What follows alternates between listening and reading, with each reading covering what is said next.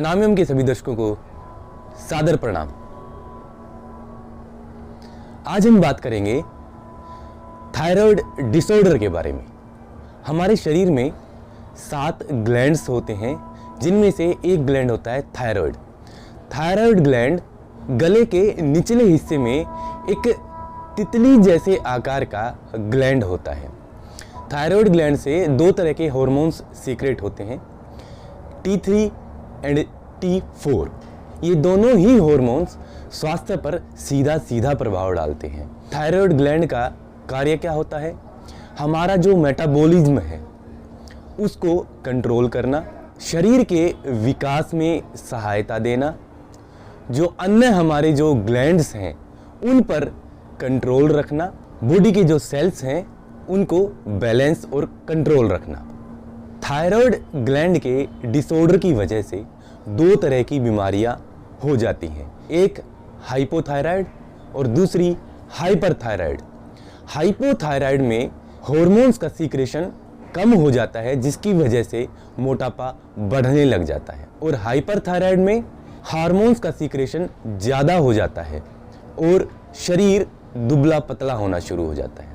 और हैरानी की बात यह है कि 60% लोगों को तो ये पता ही नहीं है कि वो थायराइड डिसऑर्डर से ग्रसित हो चुके हैं। अचानक ही भूख कम या ज़्यादा हो जाती है, अचानक से कब्ज की समस्या होने लग जाती है, अचानक ही बाल झड़ने लग जाते हैं, पसीना बहुत ज़्यादा या स्वेटिंग बहुत ही ज़्यादा कम होने लग जाती है। ये सब जो सिम्टम्स हैं, ये सिम्टम्स थायराइड के ही हैं, चाहे वह हाइपोथायराइड हो चाहे वह हाइपरथायराइड हो। तो इस थायराइड का मुख्य कारण क्या है?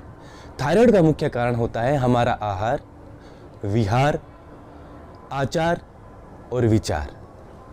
आहार में हम जो इम्बैलेंस्ड फूड डाइट लेते हैं, विहार में जो हमारी तनावग्रस्त जीवन शैली है, आचार में हमारा जो बिहेवियर है, हमारा जो आचरण है, और विचार में जो हमारी इस आचरण के लिए थॉट्स हैं, ये सब थायराइड ग्लैंड के डिसफंक्शनिंग के लिए जिम्मेदार होती हैं। दुनिया भर में कोई भी एलोपैथिक डॉक्टर ऐसा नहीं है जो थायराइड को पूरी तरह से ठीक कर सकता है।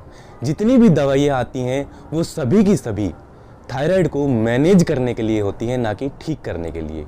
योग ही एक ऐसी पद्धति है जिसके द्वारा हम थायराइड को पूरी तरह से ठीक कर सकते हैं, इसकी फंक्शनिंग को हम ठीक कर सकते हैं।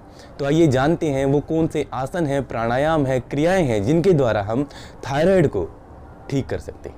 सबसे पहले यह जान लीजिए कि दोनों तरह के ही थायराइड, हाइपो और हाइपर, एक दूसरे से विपरीत हैं। इसलिए हमें जो योग की पद्धति अपनानी है, उस पद्धति में हमें पहले यह देख लेना चाहिए, यह सुनिश्चित कर लेना चाहिए कि हमें किस तरह का थायराइड है।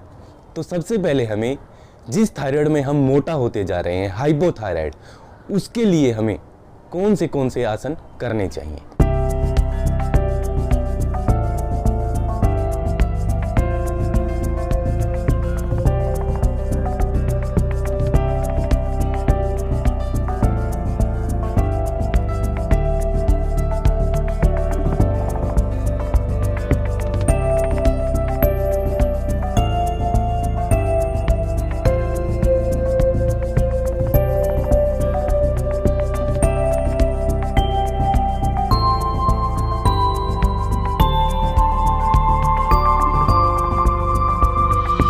जो लोग हाइपरथायराइड से, यानी कि दुबला होने का जो थायराइड है उससे परेशान है, उन्हें मार्जरी आसन, सेतुबंध आसन, भुजंग आसन, शिशु आसन और शवासन का अभ्यास करना चाहिए। हाइपोथायराइड में सूर्य नमस्कार के 12 साइकिल अवश्य ही करने चाहिए। इससे शरीर का जो एक्स्ट्रा फैट है वो कम हो जाता है और बॉडी पूरी तरह से फ्लेक्सिबल हो जाती है, अन्य आसन करने के लिए तैयार हो जाती है। हाइपोथायराइड से जो पीड़ित हैं उन्हें तेजी से किए जाने वाले प्राणायाम किए जाने चाहिए, जिनमें कपालभाति, भस्त्रिका, उज्जयी प्रमुख हैं।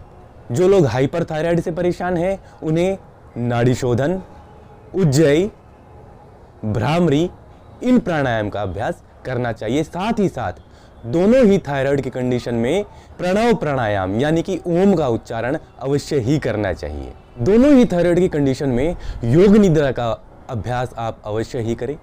योग निद्रा के द्वारा हम अपने विचारों को कंट्रोल कर सकते हैं, उन्हें बैलेंस कर सकते हैं, जिसकी वजह से जो हमारा थायराइड ग्लैंड है वो अच्छे से वर्क करना शुरू कर देता है। जैसा कि मैंने पहले बताया, आहार और विहार। विहार जो हम अपनी लाइफस्टाइल में चेंजेस लाते हैं और आहार जो हमारी फूड हैबिट्स हैं उसमें चेंजेस लाते हैं। तो हमें क्या क्या खाना चाहिए?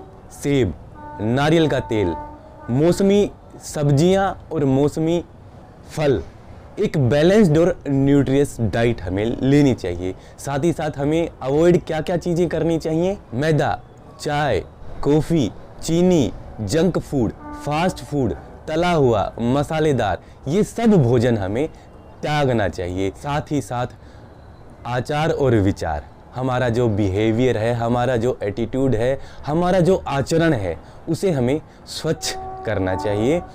और साथ ही साथ हमारे जो विचार हैं, विचारों में पॉजिटिविटी लानी चाहिए। यह डिसऑर्डर ऑटो इम्यून डिसऑर्डर है और विचारों का केंद्रीकरण करके, विचारों को स्वच्छ करके हम इस डिसऑर्डर से बच सकते हैं। इसलिए जितना ज़्यादा हो सके पॉजिटिव रहें, एनर्जेटिक रहें। आशा है आहार, विहार, आचार और विचार, इन सब को स्वच्छ करके हम इस तरह की जो ग्लैंडुलर डिसऑर्डर्स हैं, ऑटो इम्यून डिसऑर्डर्स हैं, उनसे बच सकेंगे। आने वाली वीडियोस में आपसे फिर मिलता हूं, तब तक के लिए सादर प्रणाम। आरोग्यवान भवतु।